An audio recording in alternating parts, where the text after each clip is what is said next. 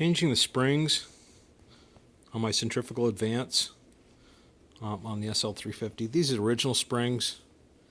If you can see, they look a little distorted.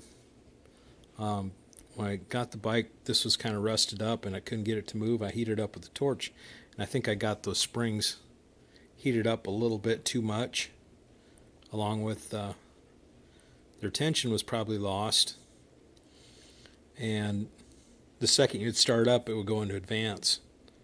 So I bought a kit from O'Reilly's, and this is the Advanced Curve Kit 929G Mr. Gasket.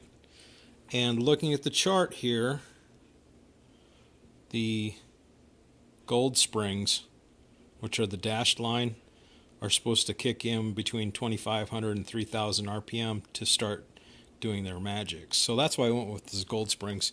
Extended, they're about the same length. This is a small block Chevy kit, so I'm going to put it together and see how awesome it runs.